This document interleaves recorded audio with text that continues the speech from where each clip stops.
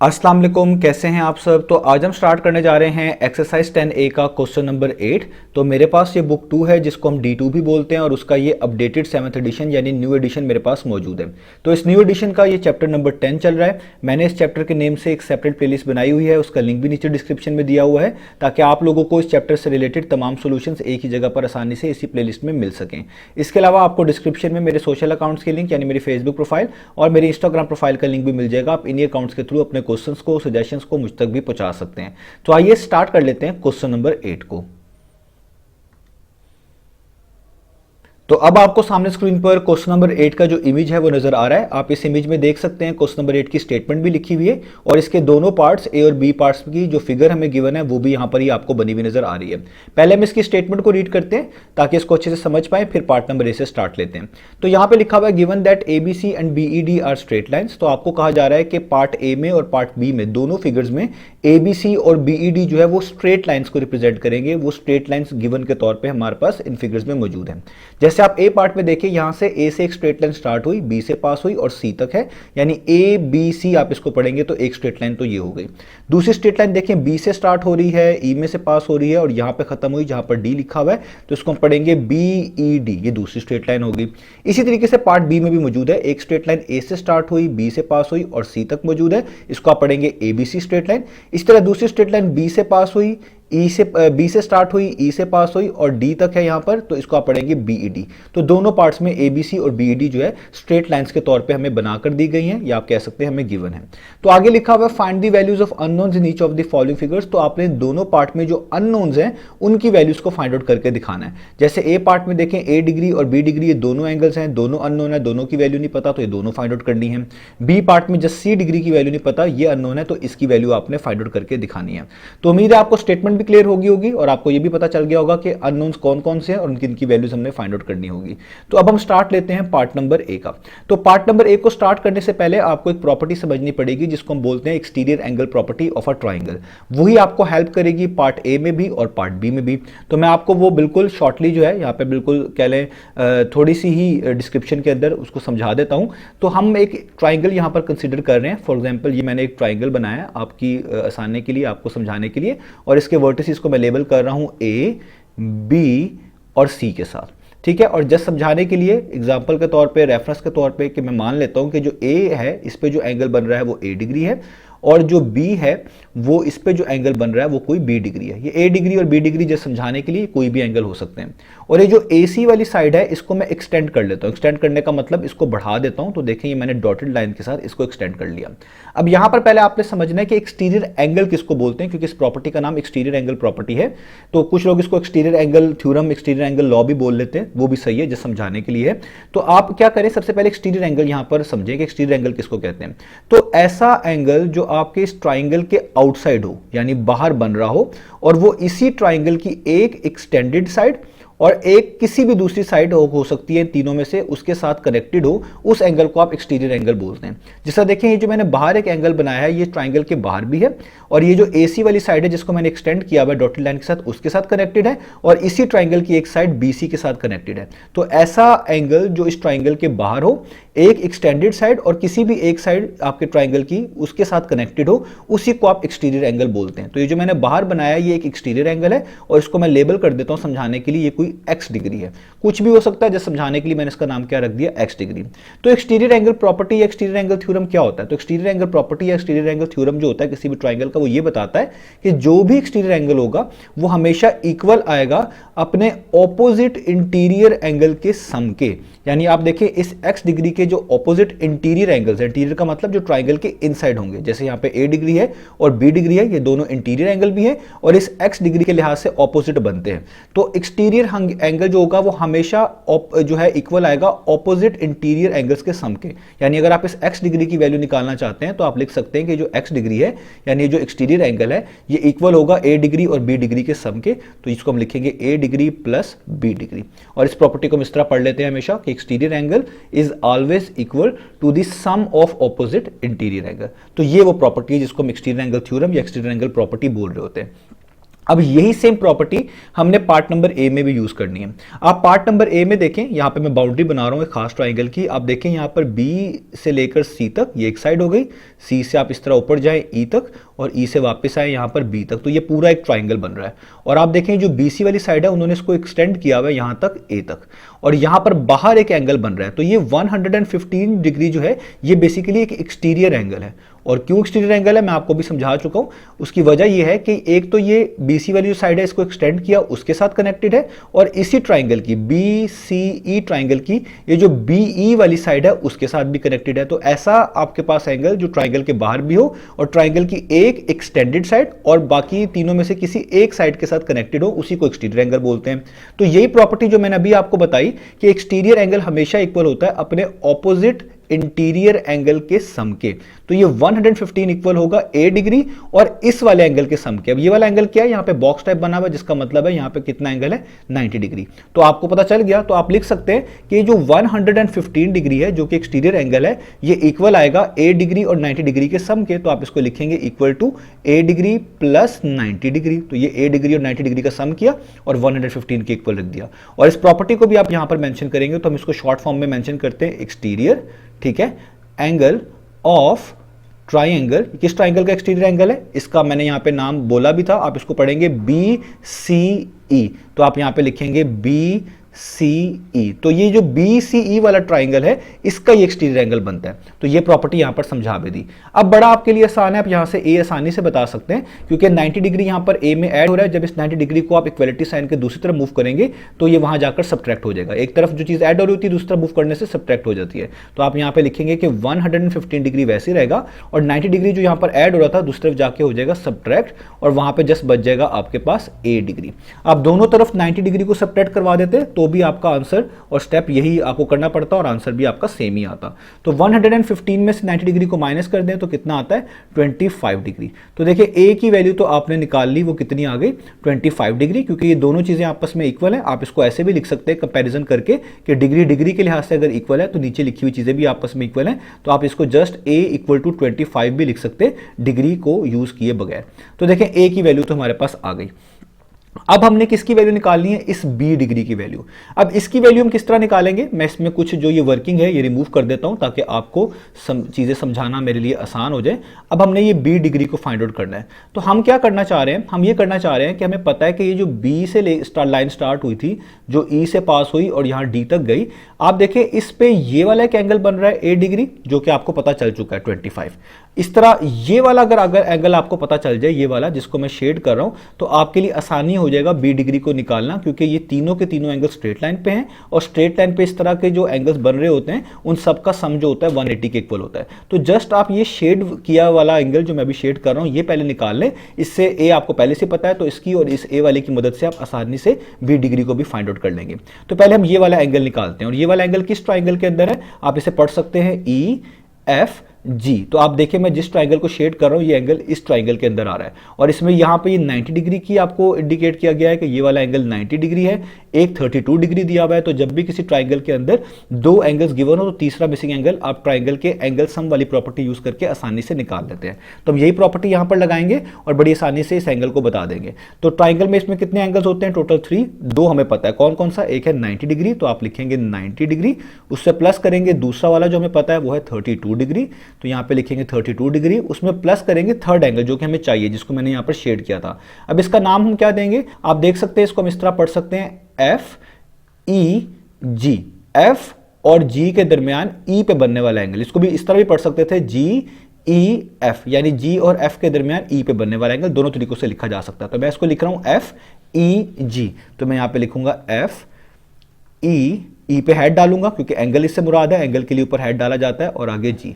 और ये तीनों एंगल्स हैं, इनका सम किसके इक्वल आएगा 180 डिग्री के। और आगे इस प्रॉपर्टी को मेंशन करूंगा, इस प्रॉपर्टी का नाम होता है angle sum of try angle. इस ट्राइंगल का नाम क्या था, ई एफ जी ट्राइंगल, तो मैं यहां पे लिखूंगा ई एफ जी। ठीक है, ये मैंने इस ट्राइंगल का नाम भी यहां पर लिख दिया। अब जस्ट इनको सॉल्व कर ले तो आप देखें यहां पर 90 और 32 ऐड हो सकते हैं। तो 90 डिग्री में 32 डिग्री ऐड करें तो हमारे पास कितना आता है 122 डिग्री, प्लस वैसे ही एफ वैसे ही यहाँ पे FEG वैसे का वैसे ही, और यहाँ पर 180 डिग्री भी वैसे का वैसे ही। अब आप देख सकते हैं 122 डिग्री ऐड हो रहा है FEG में। जब आप इस 122 डिग्री को दूसरी साइड पे मूव करेंगे तो ये 180 डिग्री में से जाकर सब्ट्रैक्ट होगा। तो यहाँ पर FEG वैसे ही रहेगा, वहाँ पर 180 डिग्री भी वैसे ही रहेगा, और ये 122 डिग्री वहाँ जाकर 180 में से क्या हो जाएगा, सब्ट्रैक्ट हो जाएगा। ये मैंने यहाँ पर इसको सब्ट्रैक्ट कर दिया। अब इसकी वैल्यू फाइंड आउट कर लें तो आपके पास आ जाएगा FEG इज इक्वल टू 180 में से आपने 122 माइनस करना है, तो आपके पास आ जाएगा 58 डिग्री। तो ये बीच वाला मिसिंग एंगल भी हमने निकाल लिया, जिसकी मदद से हम B को कैलकुलेट करने वाले हैं। तो ये आ गया 58 डिग्री। तो यहाँ से मैं चीज़ों को रिमूव कर लूँ फिर से, ताकि आपको कोई कन्फ्यूजन ना आए। तो हमने ये वाला एंगल भी निकाल लिया, ठीक है। मैं इसको यहाँ पे मेंशन करने लगा हूँ। तो हमने निकाला है ये वाला एंगल, ठीक है, इसको 58 डिग्री। और ये ए हमें पहले से ही पता है, ये कितना है, ये है 25 डिग्री, अभी निकाला हुआ है, यहाँ पर आप देख भी सकते हैं। अब देखें ये बी निकालना जो है बड़ा आसान है, क्योंकि देखें ये BED क्या है, ये आपके पास एक स्ट्रेट लाइन है, और स्ट्रेट लाइन पे तमाम एंगल्स का जो सम होता है ना वो 180 डिग्री के इक्वल आता है। और इस प्रॉपर्टी को हम बोल रहे होते हैं adjacent angles on a straight line. क्योंकि अगर आप नोटिस करें, मैं इस लाइन को जो हाईलाइट कर रहा हूँ यहाँ से लेके यहाँ तक, आप इस लाइन को नोटिस करें, इसके साथ एक एंगल जुड़ा हुआ है A, और अगर मैं इन दोनों एंगल्स को मिला लूं, B डिग्री को और 52 डिग्री को यहां तक, तो ये बन जाएंगे B डिग्री प्लस 58 डिग्री। तो ऐसे आपके पास एंगल्स जिनके दरमियान कॉमन साइड हो, जिस तरह आप देखें B डिग्री और 58 को मिला लें यहां से लेके यहां तक, तो इनकी कॉमन साइड ये वाली बनती है, ये जो C तक लाइन जा रही है, क्योंकि ये A के लिहाज से भी कॉमन है, उसके भी दरमियान है, और B डिग्री और 58 को ऐड कर ले, यानी B डिग्री प्लस 58 कर ले, तो उसके दरमियान भी ये कॉमन साइड है। और ये दोनों के दोनों एंगल्स जो हैं एक ही कॉमन पॉइंट E के साथ कनेक्टेड हैं और स्ट्रेट लाइन पे हैं। तो ऐसे एंगल जिनमें तमाम प्रॉपर्टीज हो कि उनके दरमियान कॉमन साइड हो, वो कॉमन पॉइंट से कनेक्टेड हो, स्ट्रेट लाइन पे हो, उन्हीं को एडजेसेंट एंगल्स बोल रहे होते हैं। तो एडजेसेंट एंगल्स का जो सम होता है वो हमेशा 180 डिग्री के इक्वल होता है। इसका मतलब B डिग्री प्लस 58 और 25 को अगर आप ऐड कर देंगे तो इनका सम 180 डिग्री के इक्वल आएगा। तो हम यहाँ पे यही लिखेंगे कि अगर आप B डिग्री प्लस 58 डिग्री और प्लस 25 डिग्री कर दें, ये तीनों के तीनों एंगल्स को मैंने प्लस कर दिया, तो ये किसके इक्वल आएंगे, 180 डिग्री के इक्वल आएंगे। और इस प्रॉपर्टी का नाम क्या होता है, adjacent angles on a straight line, ठीक है। इसको हम शॉर्ट फॉर्म में इस तरह लिख रहे होते हैं, adjacent angles on a straight line, ये शॉर्ट फॉर्म होती है। तो अब यहां पर आप क्या करें, 58 और 25 को ऐड कर दें तो आपके पास आसानी से चीजें हो जाएंगी। तो 58 प्लस 25 करें, कितना आता है आपके पास, यहां पर आता है 83। तो यहां पे आ जाएगा 83 डिग्री और इक्वल टू का साइन, और यहां पर 180 डिग्री वैसे का वैसा ही। अब 83 डिग्री यहां पर ऐड हो रहा है, इसको इक्वलिटी साइन के दूसरी तरफ मूव कर ले तो ये वहां जाकर सब्ट्रैक्ट हो जाएगा, यानी 180 डिग्री में से आपको 83 डिग्री इस तरीके से माइनस करना पड़ेगा। आप दोनों साइड्स पर 83 डिग्री को माइनस कर देते हैं तो भी आपका जो है आंसर आ जाएगा। तो 180 माइनस 83 करें तो आपके पास यहां पर आता है 97 डिग्री।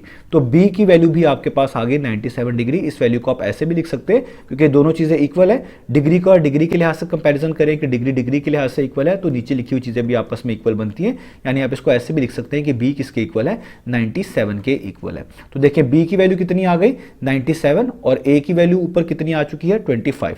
तो यही हमने फाइंड आउट करके दिखाना था। तो इस तरह हमने एक्सटीरियर एंगल की प्रॉपर्टी यूज करी, angles on a straight line की प्रॉपर्टी यूज करी, तो हमारे पास ये दोनों वैल्यूज आ गई। तो उम्मीद है आपको ये A पार्ट समझ आ गया होगा। अब हम स्टार्ट करते हैं इसका B पार्ट। तो अब हम स्टार्ट कर लेते हैं पार्ट नंबर बी को। तो पार्ट नंबर बी में हमने ये बाहर लिखा हुआ एक्सटीरियर एंगल 60 डिग्री ये फाइंड आउट करके दिखाना है। ये एक्सटीरियर एंगल क्यों है, क्योंकि अगर आप देखें ये वाला ट्राइंगल ABE, तो ये इसके लिहाज से एक्सटीरियर इसलिए बनता है क्योंकि BE को आगे एक्सटेंड किया गया है D तक, तो ये एंगल एक एक्सटेंडेड साइड के साथ कनेक्टेड है और इसी ABE ट्राइंगल के EA वाली साइड के साथ भी कनेक्टेड है और इस ट्राइंगल के बाहर भी है, तो इसलिए मैं इसको एक्सटीरियर एंगल बोल रहा हूं। तो आपने ये 60 डिग्री फाइंड आउट करके दिखाना है जो कि एक एक्सटीरियर एंगल है।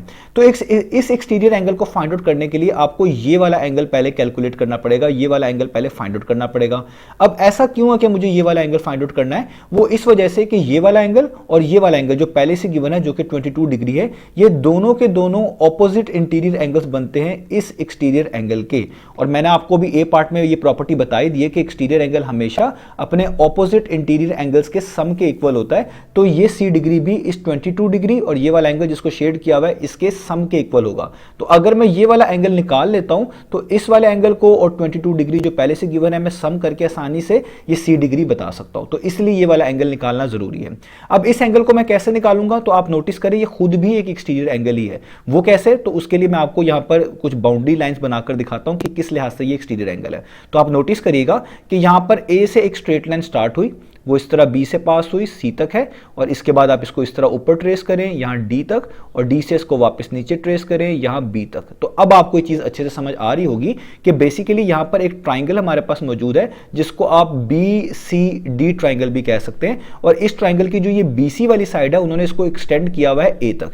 तो ये जो एंगल बन रहा है ये इसी ट्राइंगल की एक एक्सटेंडेड साइड के साथ कनेक्टेड है, जो कि बीसी वाली साइड है उसको एक्सटेंड किया गया है, और इसी ट्राइंगल की जो बीडी वाली साइड है इसके साथ भी कनेक्टेड है। तो ऐसा एंगल जो ट्राइंगल के बाहर भी हो और उसी ट्राइंगल की एक एक्सटेंडेड साइड और इन तीनों साइड में से किसी एक साइड के साथ कनेक्टेड हो, उसी को एक्सटीरियर एंगल बोलते हैं। तो ये बेसिकली खुद भी एक एक्सटीरियर एंगल ही है। और एक्सटीरियर एंगल हमेशा किसके इक्वल होता है, अपने ऑपोजिट इंटीरियर एंगल्स के सम के। तो इस एक्सटीरियर एंगल के लिहाज से 89 डिग्री भी और इसी एक्सटीरियर एंगल के लिहाज से ये 27 डिग्री भी, ये दोनों ऑपोजिट इंटीरियर एंगल बनते हैं। इसका मतलब अगर आप ये वाला एंगल फाइंड आउट करना चाहते हैं तो आप 89 डिग्री और 27 डिग्री को सम कर दें तो ये एंगल वही होगा जो सम करने के बाद उसकी वैल्यू आएगी। तो उम्मीद है आपको ये प्रॉपर्टी समझ आ गई होगी। अब मैं इसका यूज यहां पर करता हूं, तो आप यहां पर लिखेंगे कि ये जो आपके पास बाहर वाला एंगल है, इस एंगल को आप किस तरह पढ़ेंगे, इसको लेबल क्या करेंगे, इसको आप पढ़ सकते हैं ए बी डी, और यूं भी पढ़ सकते हैं ए बी ई, क्योंकि यहां पर ये ए लिखा हुआ है। तो आप लिख सकते हैं कि चाहे आप इसको ए बी ई पढ़ लें या चाहे आप इसको ए बी डी पढ़ ले, दोनों का मीनिंग सेम ही है। तो ये एंगल क्या होगा, ये एंगल इक्वल होगा 89 और 27 डिग्री के सम के, क्योंकि ये एक्सटीरियर एंगल है और एक्सटीरियर एंगल हमेशा ऑपोजिट इंटीरियर एंगल्स के सम के इक्वल होता है। तो ये इक्वल होगा कि अगर आप 89 डिग्री को और 27 डिग्री को क्या कर दें, सम कर दें। ठीक है, और यहां पर आप इस प्रॉपर्टी को मेंशन भी करेंगे, तो मैं यहां पर इसको लिख देता हूं इधर करके कि ये है हमारे पास प्रॉपर्टी है एक्सटीरियर, ठीक है, एंगल ऑफ ट्राइंगल। और इस ट्राइंगल का नाम क्या है, आप इसको बी सी डी भी पढ़ सकते हैं, आप इसको कह लें बी डी सी भी पढ़ सकते हैं, ये टोटली आप पे डिपेंड करता है। तो मैं इसको पढ़ रहा हूं बी सी डी, तो यहां पे मैं लिख दूंगा of triangle B C D. ये मैंने इस प्रॉपर्टी को मेंशन भी कर दिया। तो अगर अब आपने आगे क्या करना है, 89 और 27 को आप जस्ट ऐड कर दें। तो 89 डिग्री प्लस 27 डिग्री कितना होता है, वो होता है 116 डिग्री। तो आपको ये वाला एंगल पता चल गया। मैं इसको यहां पर मेंशन करने लगा हूं, अभी मैं ये रब कर रहा हूं ताकि आपको चीजें और भी साफ सुथरी दिखे। तो अब मुझे पता चल चुका है कि जो हमारे पास ये वाला एंगल आया, ये वाला, ये कितना आ गया, ये आ गया 116 डिग्री। ये मैंने आपके आसानी के लिए इसको दोबारा से नीट करके लिख दिया। अब आपने क्या करना है, अब देखें चीजें आसान हो गई। अब ये सी डिग्री जो है खुद से एक एक्सटीरियर एंगल है, तो यहां पर फिर दोबारा ये एक्सटीरियर एंगल वाली प्रॉपर्टी यूज हम करेंगे कि जो एक्सटीरियर एंगल है ये इक्वल होगा ऑपोजिट इंटीरियर एंगल के सम के। तो इस सी डिग्री के लिहाज से 116 और 22 डिग्री दोनों के दोनों ऑपोजिट इंटीरियर एंगल है, तो इन दोनों को सम कर देंगे तो ये सी के इक्वल आना चाहिए। तो आप यहां पे लिख सकते हैं कि सी डिग्री जो है वो इक्वल होना चाहिए 116 डिग्री और 22 डिग्री के सम के। और इस प्रॉपर्टी को फिर से मेंशन करेंगे, तो आप लिखेंगे कि ये प्रॉपर्टी है एक्सटीरियर एंगल ऑफ ट्राइंगल, और इस ट्राइंगल का नाम क्या, आप इसको पढ़ सकते हैं ए बी ई। ठीक है, ये इसका बेसिकली ट्राइंगल बन रहा है, तो आप इसको यूं लिख दें ए बी ई। तो ये ए बी ई वाले ट्राइंगल का एक्सटीरियर एंगल है। अब जस्ट आपने यहां पर 116 को और 22 डिग्री को जो है ऐड कर देना है, तो आपके पास यहां पर आ जाएगा C degree is equal to 138 degree. तो यही हमने बेसिकली फाइंड आउट करके दिखाना था। तो ये आप इसको इस तरह भी लिख सकते हैं कि यहाँ पे डिग्री डिग्री के लिहाज से कंपेयर कर लें, डिग्री डिग्री के लिहाज से इक्वल है, तो सी जो है जस्ट 138 के इक्वल आया। आप इसको डिग्री के बगैर भी इस तरह कोड कर सकते हैं। तो सी की वैल्यू आ गई 138 डिग्री। तो यही हमने फाइंड आउट करनी थी। तो आपको ये exterior angle of a triangle की प्रॉपर्टी अच्छे से आनी चाहिए। यही प्रॉपर्टी ने देखिए हमें हेल्प किया है पार्ट नंबर ए में भी और पार्ट नंबर बी में भी। तो बाकी सारी प्रॉपर्टीज हम D1 में भी पढ़ चुके हैं। तो उम्मीद है आपको ये दोनों पार्ट्स अच्छे से समझ आए होंगे। इंशाल्लाह नेक्स्ट वीडियो में मिलेंगे बाकी सोल्यूशंस के साथ।